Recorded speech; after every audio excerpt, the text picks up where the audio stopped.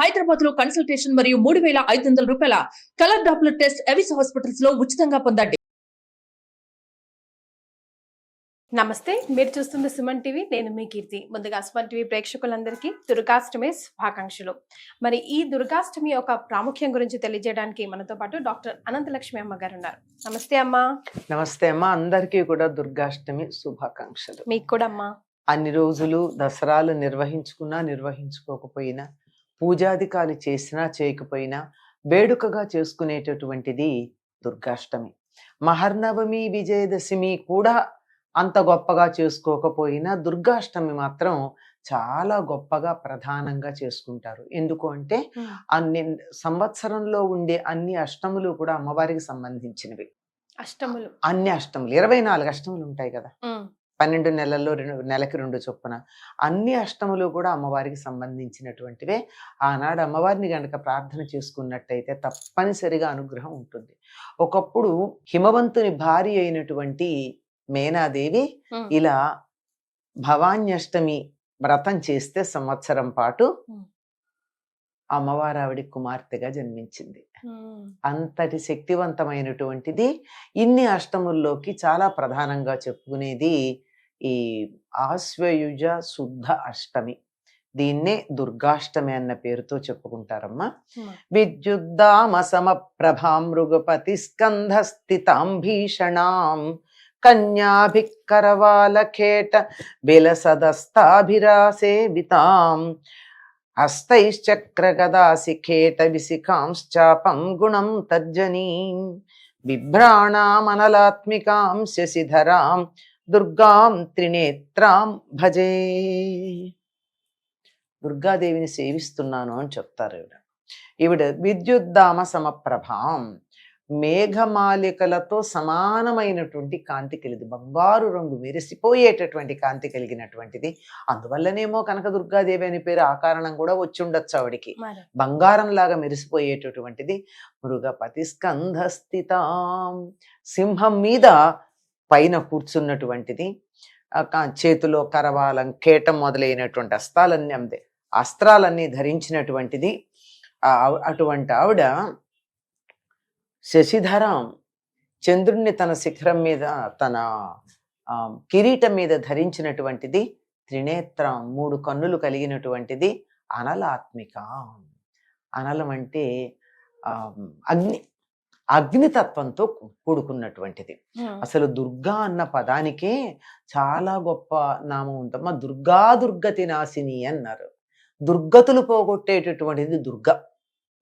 అసలు ఈ దుర్గా అన్న పేరు ఆవిడకి ఎలా వచ్చింది అంటే, మహిషుడు ఆవిడతో భయపడి ఎవరు ఇంత గట్టిగా అట్టహాసం చేస్తున్నారు కనుక్కోమంటే, చూడ్డానికి వచ్చినటువంటి వాడు చాలా అందగత్తె అని చెప్తాడు.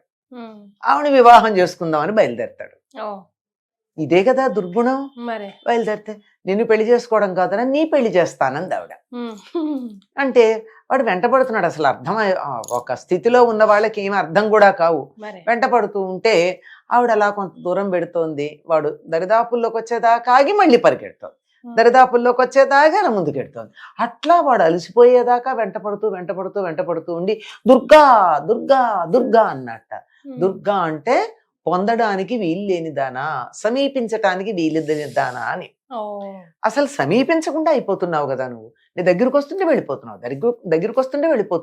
ఏమిటలా పరిగెట్టిపోతున్నావు, నాకు అందకుండా పోతున్నావు, అందలేదు అని అర్థం.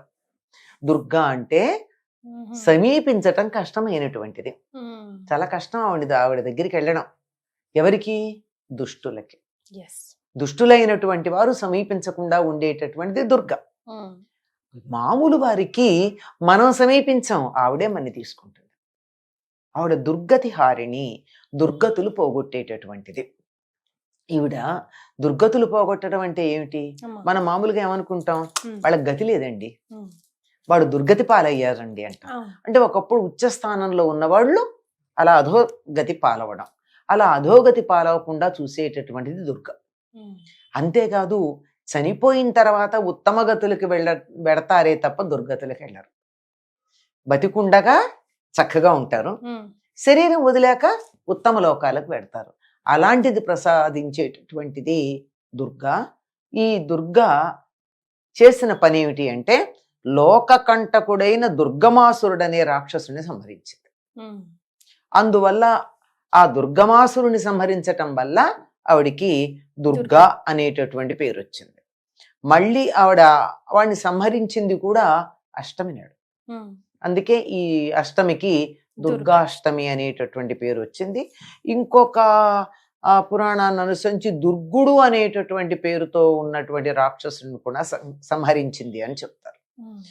ఈ దుర్గమాసురుని సంహరించిన తర్వాత ఇంద్రకీలాద్రి మీద స్వయంభువుగా ఈవిడ ఆవిర్భవించింది అని చెప్పడం ఉందండి. తనంతట తానుగానే ఆవిర్భవించింది.